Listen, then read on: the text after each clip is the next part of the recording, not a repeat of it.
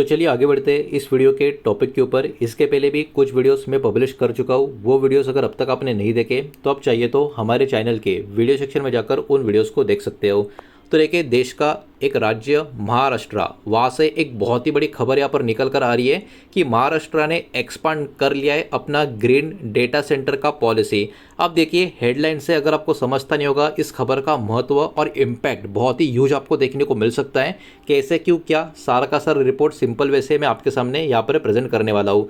तो एक बहुत ही बड़ा अनाउंसमेंट यहाँ पर निकल कर आ रहा है, बिकॉज महाराष्ट्र का जो गवर्नमेंट है, महाराष्ट्र का जो सरकार है, इन्होंने एक्सपांड कर लिया है green data centre policy across entire state. मतलब पहले सिलेक्टेड एरिया मुंबई में था, अब इसको पूरा महाराष्ट्र में स्प्रेड करेंगे।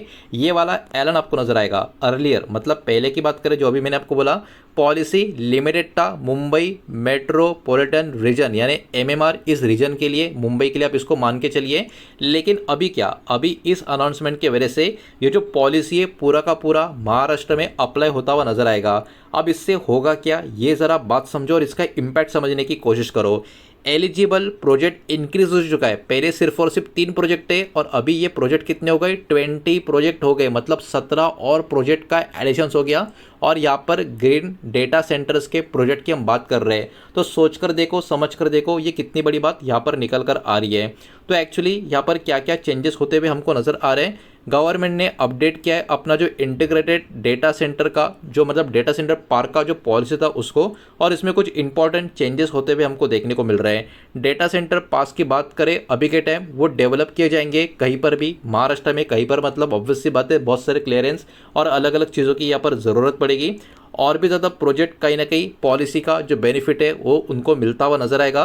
कंपनियां जो होंगी वो भी लोकेशन को कहीं ना कहीं चूज करते हुए आपको देखने को मिलेगी, जो मुंबई का एक्सपेंसिव एरिया है उसके बाहर जाके। तो ये भी एक बहुत ही बड़ा डेवलपमेंट अभी इस प्रोजेक्ट के अंदर होता हुआ देखने को मिल रहा है। लोअर लैंड कॉस्ट कहीं ना कहीं प्रोजेक्ट का जो इकोनॉमी है उसको भी इम्प्रूव करने में मदद कर सकता है। तो देखा जाए तो एक बहुत ही बड़ा मास्टर स्ट्रोक आप कह सकते हो महाराष्ट्र में अभी के टाइम होता हुआ हमको नजर आ रहा है।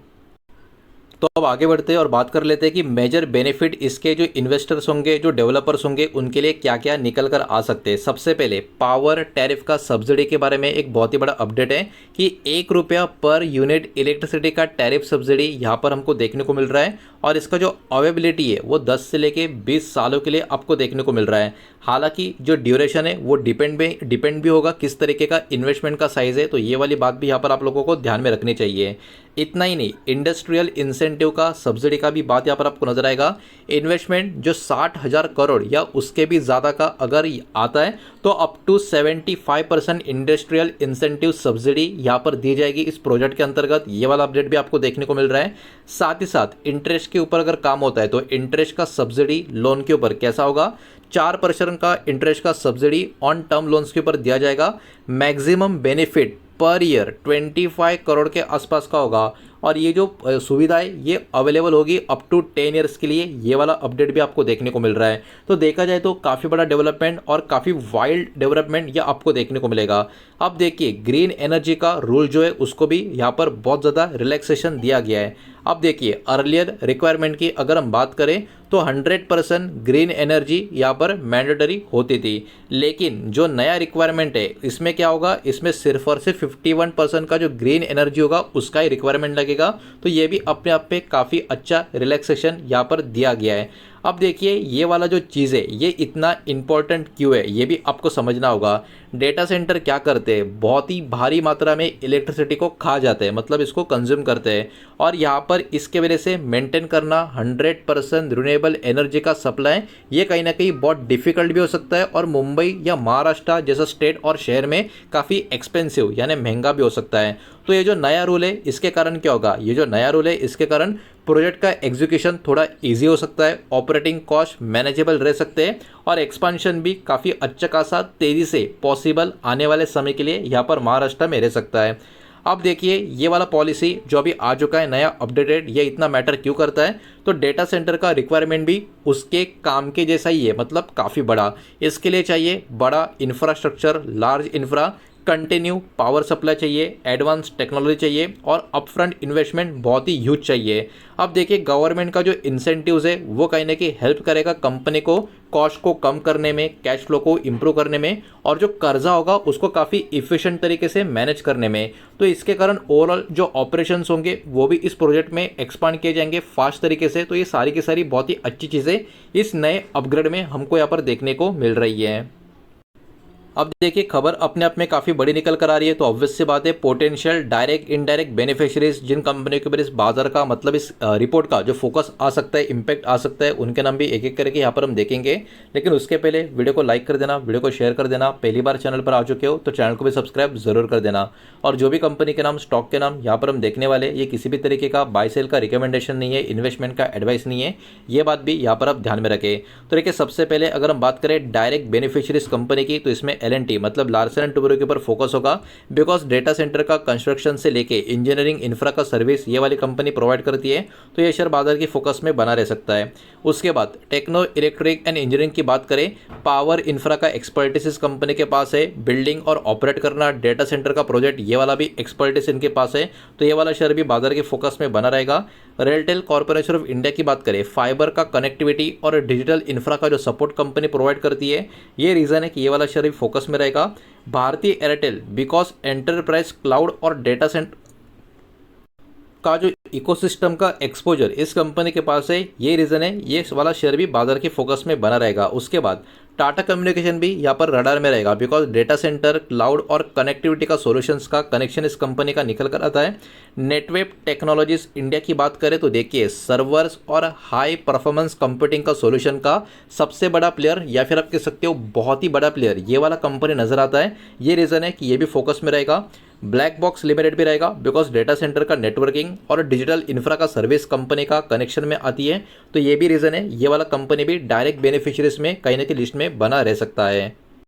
तो ये तो थे पॉसिबल डायरेक्ट बेनिफिशियरीज कंपनी। अब बात करते हैं पॉसिबल इनडायरेक्ट बेनिफिशियरीज कंपनी की, जिसमें एबीबी इंडिया का नाम भी हमको नजर आ सकता है, बिकॉज पावर मैनेजमेंट सॉल्यूशंस का कामकाज कंपनी का काफ़ी तगड़ा है, ये रीज़न हो सकता है। जिमंस इंडिया की बात करें तो इलेक्ट्रिक इंफ्रा और ऑटोमेशन में कंपनी का एक्सपोजर काफ़ी बढ़िया है, तो ये वाला फोकस में रह सकता है। सिनाइजर इलेक्ट्रिक इंफ्रा की बात करें, पावर डिस्ट्रीब्यूशन इक्विपमेंट का connection, CG power and industrial solution electric equipment और ट्रांसफॉर्मर्स का काफ़ी बड़ा प्लेयर है, इसके कारण ये भी फोकस में रहेगा। पॉलीकैब इंडिया केबल और पावर इंफ्रा के जो प्रोडक्ट्स है उसमें एक ब्रांडेड और एक बड़ा प्लेयर दिग्गज कंपनी बन चुकी है, तो ये भी बाजार के फोकस में बनी रह सकती है। उसी के साथ साथ केईआई इंडस्ट्रीज ये भी सेम इलेक्ट्रिक केबल का एक बड़ा सप्लायर कंपनी ये भी आपको देखने को मिलता है। स्टरलाइट टेक वैल्यूएशन का इशू है, लेकिन कंपनी का कामकाज जो है ऑप्टिकल फाइबर और डिजिटल नेटवर्क का इंफ्रा का, इसके कारण ये वाला शेयर भी बाजार के फोकस में बना रह सकता है। और HFCL बिकॉज टेलीकॉम और फाइबर नेटवर्क का सोल्यूशन में कंपनी का काफ़ी बढ़िया प्रेजेंस है, तो ये वाला शेयर भी बाजार के फोकस में बना रह सकता है। तो ये सारे के सारे डायरेक्ट इनडायरेक्ट बेनिफिशियरीज की बात करें, ये लिस्ट अभी हमने यहाँ पर एक एक करके देख ली है। अब तक जितना भी हमने बात किया सब कुछ काफ़ी पॉजिटिव था, सब कुछ काफ़ी बढ़िया था, लेकिन कुछ कुछ खतरे भी यहाँ पर नज़र आ सकते हैं। सबसे पहले लॉन्ग प्रोजेक्ट का टाइमलाइन, डेटा सेंटर का जो प्रोजेक्ट है वो एक्चुअली कंप्लीट होने में बहुत ज़्यादा टाइम लगता है, कुछ सालों का टाइम लग जाता है, ये बात ध्यान रखनी होगी। लैंड एक्विजिशन का चैलेंज बना रहेगा महाराष्ट्र में, ऑब्वियस सी बात है, खास करके मुंबई का रीजन में लैंड का एक आप कह सकते हो इतना इजीली नहीं मिलता, और ओवरऑल महाराष्ट्र में जो डेवलपमेंट हो रही है तो ये इतना आसान नहीं रहेगा, ये भी देखने वाली बात होगी। लैंड एक्विजिशन का चैलेंज कितना बना रहता है। रेगुलेटरी अप्रूवल्स के ऊपर फोकस रहेगा, गवर्नमेंट अप्रूवल्स को टाइम लगता है आने में, तो ये कैसे और किस स्पीड से होते हैं ये भी बहुत बड़ी बात होगी। इंफ्रास्ट्रक्चर का अवेलेबिलिटी मतलब कंटिन्यू पावर, फाइबर कनेक्टिविटी काफ़ी ह्यूज रोल यहाँ पर प्ले करेगी। डेप्ट का लेवल मतलब कर्जे का लेवल कैसा होता है, क्योंकि बड़े बड़े जो प्रोजेक्ट्स होते हैं काफ़ी ज़्यादा बोरोइंग कैपिटल के ऊपर डिपेंड होते हैं, तो इंटरेस्ट रेट अगर बहुत ज़्यादा बढ़ते गए तो उसका किस तरीके का इम्पैक्ट कंपनी झेल पाएगी नहीं झेल पाएगी, ये भी एक बहुत ही बड़ा कहीं ना कहीं फोकस एरिया इस प्रोजेक्ट का बना रहेगा। इतना ही नहीं, आगे चल के अगर हम बात करें इस इंडस्ट्री का जो डिमांड का खतरा है वो भी कैसा रह सकता है, इसके ऊपर भी ऑब्वियस सी बात है क्वेश्चन मार्क होगा, फ्यूचर किसी को नहीं पता। सक्सेस जो होगा वो डिपेंड होगा किस तरीके का फ्यूचर का डिमांड क्लाउड सर्विस, एआई का इंफ्रा, डेटा स्टोरेज और डिजिटल सर्विस के लिए बना रहता है, नहीं बना रहता।